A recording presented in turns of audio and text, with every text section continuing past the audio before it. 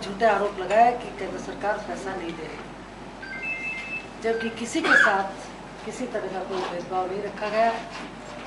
आपके सामने गुजरात का उदाहरण है, आपके सामने बिहार का उदाहरण है और आपके सामने अन्य राज्यों का भी उदाहरण है, चाहे वो यूपीए को समर्थित देने वाले राज्य हों, यूपीए सहित, या एनडीए को समर्थित देने वाले राज्य हों या बीजेपी हो।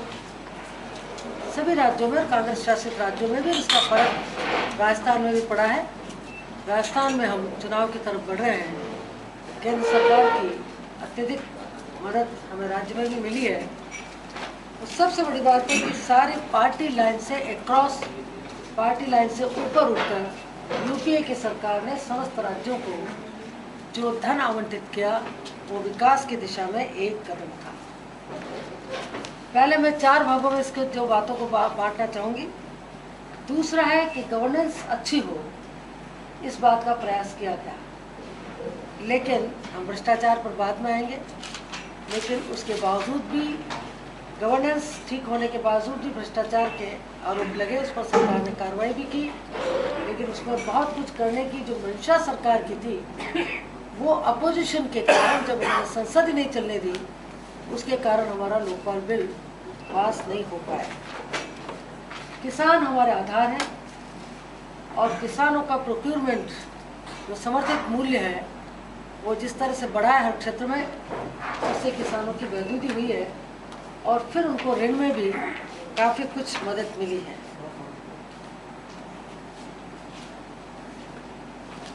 रूरल के साथ साथ शहरी विकास भी अब हमारा आधार रहा है। कहने का तात्पर्य ये कि किसी भी राज्य को, राष्ट्र को, शासन को, किसी भी सरकार को परखने के मूल रूप से, विशेषकर केंद्र सरकार को परखने के मूल रूप से 4 तथ्य होते हैं।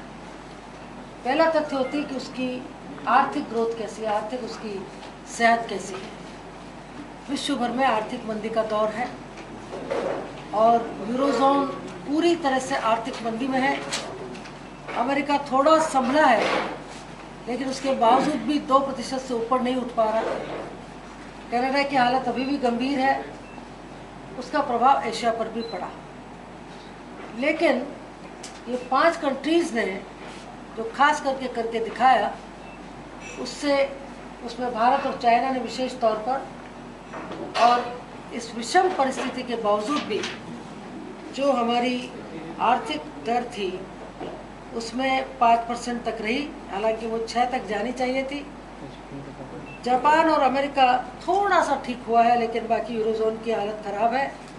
स्लो डाउन अमेरिका और चाइना में भी दिखने लगा है, जो थोड़ा सा हमारे अहेड था। और इकोनॉमी ने, जो स्लो डाउन ने इस बात को कर दिया कि हम 5.7 तक, 6 तक लगभग हम लोग पहुँचे। अभी थोड़ा सी गिरावट आई है, लेकिन अगले वर्ष तक सरकार, जैसा प्राइम मिनिस्टर साहब ने कहा, कि सरकार का आकलन है, अर्थवेत्ताओं का आकलन है कि अब स्लो डाउन का दौर खत्म होगा और हम विकास दर की तरफ बढ़ेंगे। ये वर्ष और आने वाला वर्ष, 2 वर्षों में हमारी विकास दर 7-8% के करीब, 8% के करीब तो आवश्यक रूप से पहुँचा जाए। इकोनॉमिक सिचुएशन इन्फ्लेशन को जन्म देती है और इन्फ्लेशन के मामले में, विशेषकर खाद्य पदार्थों में जो इन्फ्लेशन, मुद्रास्फीति का मामला आया, वो उसमें काफ़ी कमी आई। हालांकि मैं 15 दिन की, अभी 10 दिन की बात नहीं कर रही, क्योंकि ये स्लो डाउन टेम्पररी होता है। और कभी कभी जब बरसात नहीं होती, बाज़ार में सब्जियों की कमी होती है, आवागमन के साधनों में कुछ दिक्कत आ जाती है, कुछ कारणों से, जब आंतरिक कुछ परेशानियाँ हो, उस समय ये टेम्पररी स्लो डाउन आ जाता है। और हम मानते हैं कि ये भी एक तरह से टेम्पररी स्लो डाउन है। दूसरा जो आधार होता है, तो हमारी आर्थिक ग्रोथ काफ़ी कुछ मजबूत है।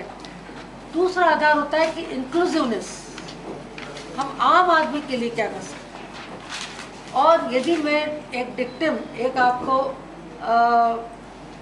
एक शाब्दिक रूप में, या मैं कह सकती हूँ कि एक परिभाषात्मक रूप में कहें, तो हमारी इकोनॉमी इंक्लूसिव ग्रोथ की तरफ ही रही है।